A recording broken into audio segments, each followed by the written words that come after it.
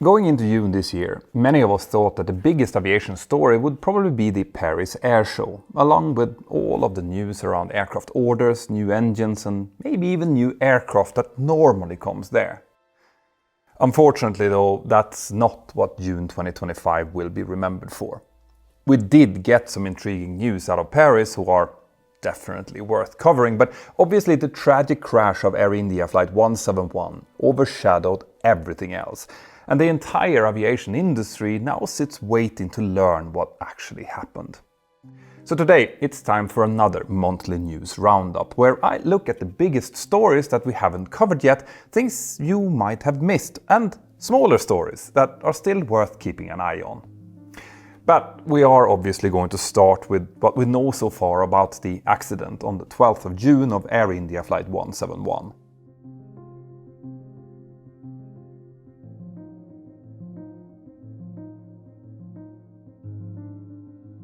In the total tragedy of this story, at least one positive bit of recent news was that the number of victims has turned out to be smaller than we previously thought. A few days after the crash, the authorities stated that there were 279 fatalities in total, all but one of the 242 people on board and also 38 people on the ground, but the number of ground fatalities has later been revised downwards. On the 24th of June, the authorities confirmed that they had identified all but one of the victims of the crash and that there were 19 ground fatalities, bringing the total toll to 260 victims. That still makes this Air India crash the worst air disaster in over a decade. The last time that we had a higher loss of life in a single aviation disaster was in 2014 with the shoot-down of Malaysia Airlines flight MH17. But even though that is the case, at the time of this recording there has been very little official news coming out of India about the crash and the ongoing investigation. There was some disturbing information about threats made towards the country's investigators, which meant that they needed security protection.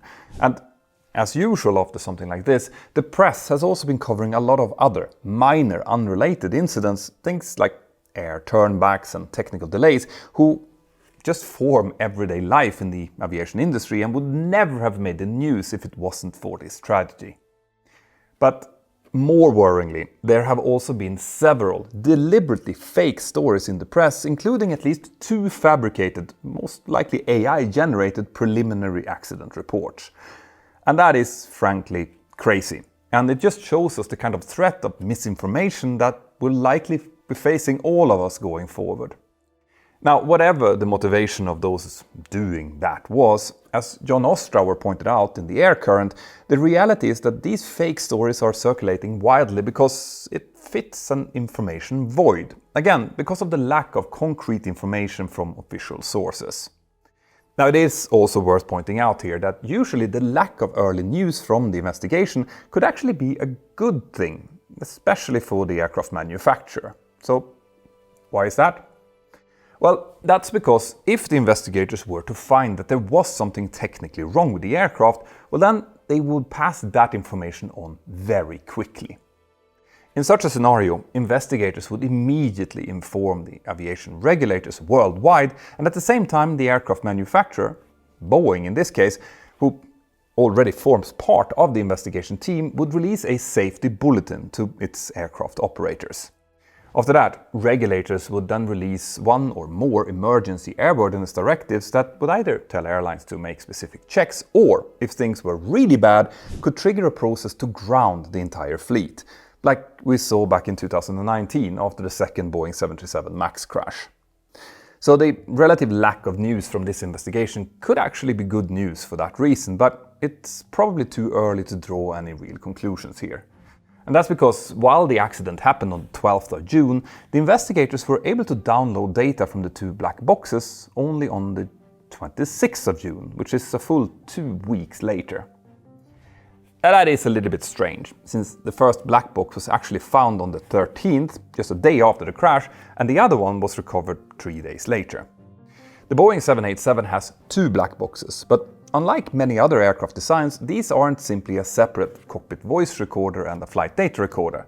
No, Both of these boxes are so-called combi units, or cockpit voice and flight data recorders, CVFDRs. And that means that both boxes contain all information. And that, in subsequent, means that the investigators only need to find one working box in order to access all of the data. On the Boeing 787, one of these new CVFDRs is located in the avionics bay under the cockpit, and the other one sits near the aircraft's tail. There was some initial speculation that Indian authorities would send these boxes to the United States to be processed in the NTSB's lab in Washington, D.C., but as it turns out, both black boxes are actually being processed in a new lab in New Delhi, India's capital. The latest news is that the investigators are analyzing the data in the black boxes while still considering all possible causes. So from our side, the important thing now is just to wait for the analysis to start bearing results.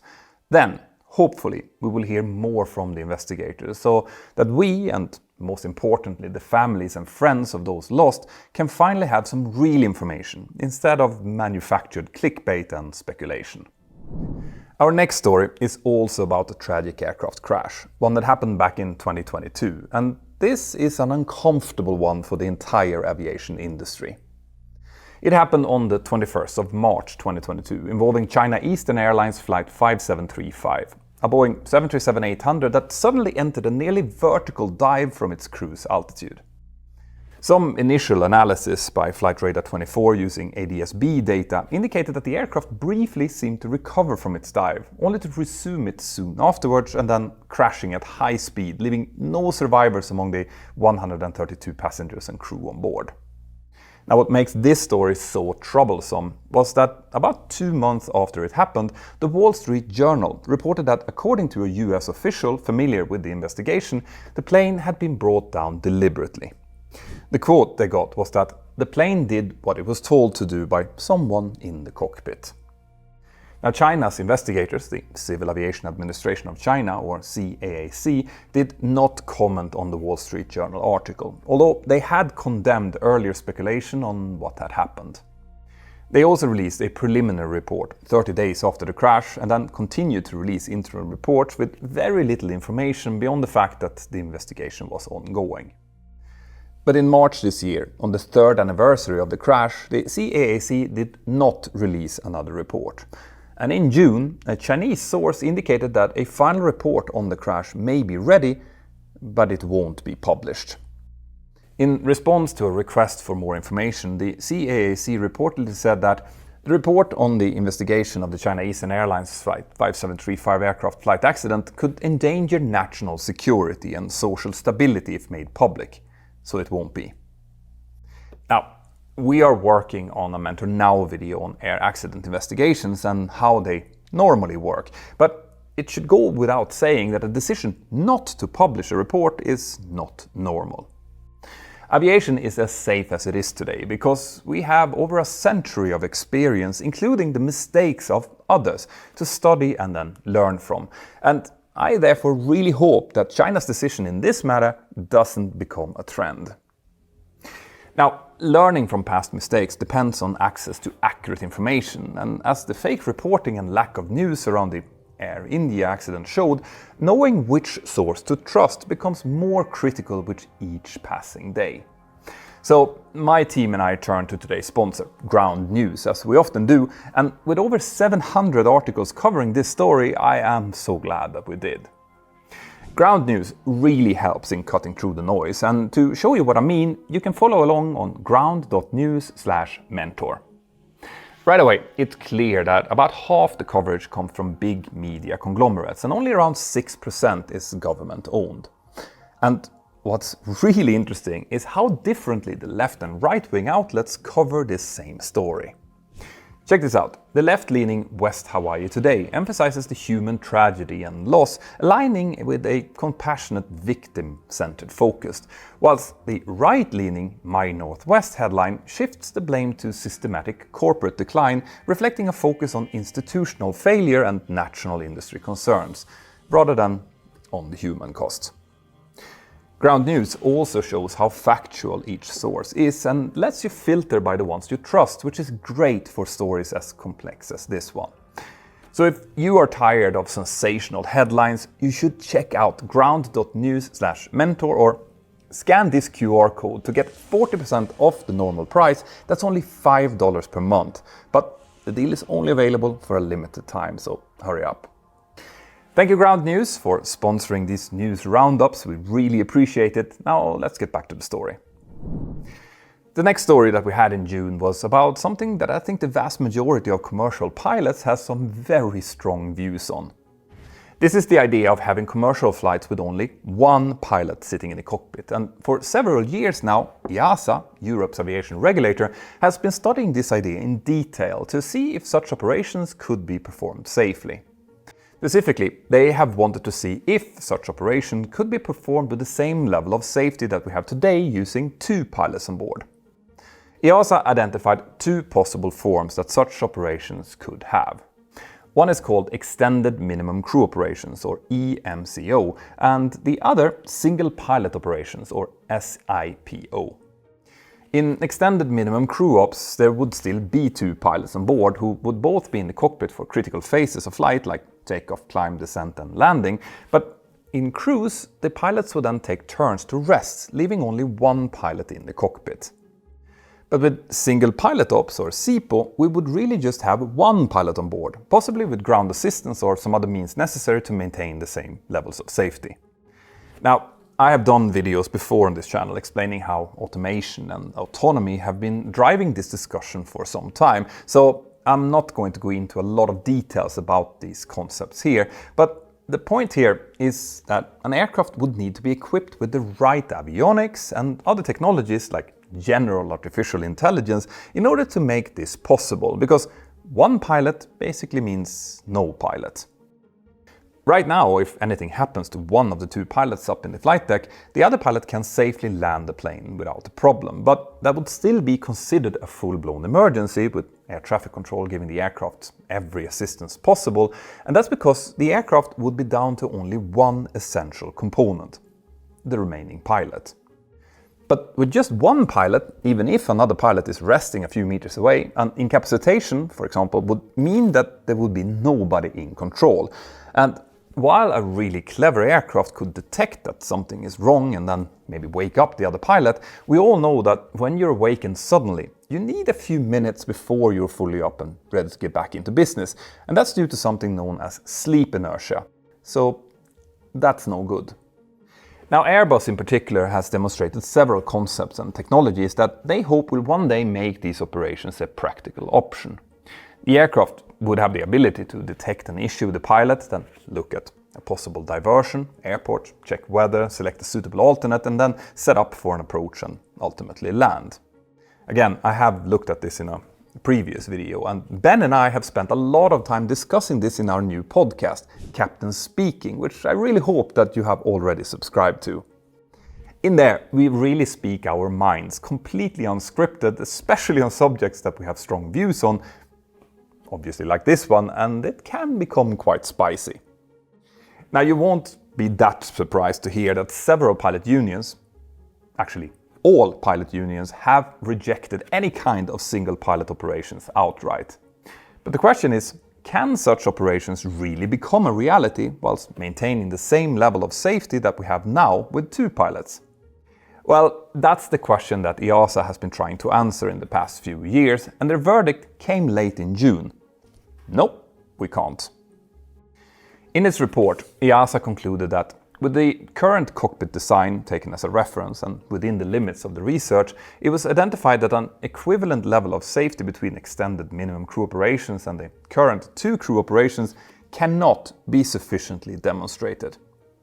EASA even identified the areas in which it needs to see more work done before they could even reconsider this, and that included pilot incapacitation monitoring, fatigue and drowsiness, sleep inertia, cross-checks, which we need two people to perform today, and physiological needs, because that lonely pilot up there will still be human and therefore need to occasionally go to the toilet. Frankly, in my opinion, just because we went from 3 people to 2 when we replaced the flight engineer with the flight management computers, that doesn't mean that we can eliminate the redundancy of a second competent pilot in the cockpit. And I am super happy to hear that the EASA has officially realized that as well. Now, there is a lot more to say about this, which is why we spent so long talking about it in our first ever podcast, but I'll end it here with 2 more points that we want to make. Firstly, we're talking here about introducing a lot of new technology, the kind of technology that would almost certainly require an all-new aircraft type to be certified, which is super expensive. And all of that would be to simply eliminate a first officer salary, who basically earns in a week more or less as much as it costs to change an aircraft tire. Secondly, Ben pointed out that we can't actually train human pilots to handle every conceivable combination of problems. We have to rely on them to be creative if something out of the ordinary happens. So how can we hope to train autonomous systems to do the same? Food for thought. Our next story contains some disappointing but not entirely unexpected news for Boeing. Despite the company's progress in stabilizing and accelerating its aircraft production, the acting head of the FAA announced early in June that the agency still will not consider allowing Boeing to make more than 38 737s per month, at least not yet. Now, if you missed it, the very unusual decision to cap Boeing 737 MAX production came in the aftermath of the blowout of a door plug on an Alaska Airlines 737 MAX 9 flight in January of 2024, which also triggered wide-ranging management changes at Boeing. But as I have covered before, things at Boeing are now looking much more encouraging. It's been a year and a half since that blowout happened, and much has happened since then, which their customers are now also noticing.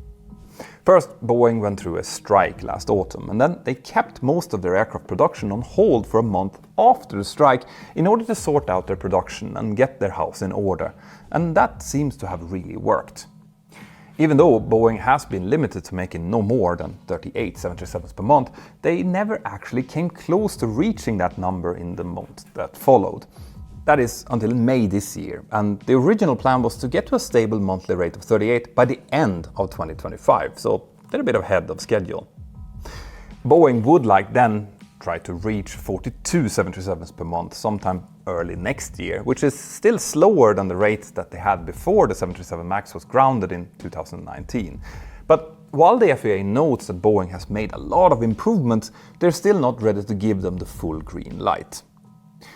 Right now, and for the past several decades, Boeing has been making 737s in its Renton facility, while Everett has been where wide-body jets came together.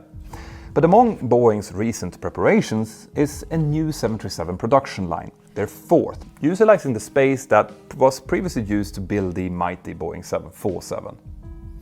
Now, there is a lot of work involved in opening a new line like this, but it can't go through until the FAA allows Boeing to make 737s faster. So that is worth keeping an eye on, because it will really be vital for Boeing when it comes. But before this, there is also another bit of news about Boeing. As we are recording this, the NTSB are getting ready to publish the final report on the door plug blowout of the 737 MAX 9 in January of 2024, and they might actually have released it by the time that you see this. But the NTSB has already published an executive summary of that final report, which includes their findings, the probable cause, and their safety recommendations. Those showed a lot of criticism towards Boeing's safety culture when the aircraft was being assembled, but they also target the FAA for its ineffective oversight of Boeing on issues that the FAA should have been aware of. But to be honest, that's things that we largely already knew, and I actually made a video about that over a year ago. Moving on, we have the Paris Air Show, which my team and I have been eagerly waiting for. Now, as I said in the beginning, it was completely overshadowed by the Air India crash, and Boeing's CEO as well as other executives actually cancelled their presence at the show as a mark of respect and to focus their attention on the accident. But even before the Air India disaster, it was already known that Boeing wouldn't be bringing any jets to the show because they're still busy working on the certification of the Boeing 777X and the remaining MAX variants. Now, unsurprisingly, a rumored order for narrow-body jets by Air India at the show didn't happen. But Under the circumstances, and given the uncertainty around tariffs and world trade in general, the show still saw a respectable amount of orders from both Boeing and Airbus. Now, when it comes to technology news, the Paris Air Show has given us a little bit of a dilemma when it comes to this news roundup, because many of those stories are actually things that definitely requires their own video here on Mentour Now. But there are a few topics that can keep you intrigued until those videos comes. For example, Boeing asked engine makers for information on new engines for an all-new aircraft, while Airbus and ATR are making plans of their own. Also, engine makers are floating a lot of ideas around, and they're even doing a bit of trash talking, which is interesting. Finally, leaving the Paris Air Show and on a slightly lighter note, right at the end of May, after our previous news roundup, a family of raccoons invaded an Airbus A220 assembly line in Mirabel, Canada. Now, this probably wasn't one of the most important aviation stories in the past few weeks, but after everything else that we've seen, including flight disruptions from wars that I haven't even had time to talk about, I thought that the vision of Airbus technicians chasing raccoons in an Airbus A220 fuselage would be a good image to end on. I hope you liked this video, and please let me know in the comments here below if you saw something else this month that you would like to hear more about. And when we're talking about news, we have now curated a special Mentour segment with our sponsor, Ground News, and you can check it out using the link in the description. Now, over on the Mentour Pilot channel, we are laying the finishing touches to our latest incident documentary. And if you're a Patreon member, it is already available for you to preview right now. So if you want to see it, and you're not a Patreon member already, then use this QR code or go to patreon.com/join/mentorpilot to sign up. My name is Peter Hörnfeldt and you're watching Mentour Now. Have an absolutely fantastic day, and I'll see you next time. Bye bye.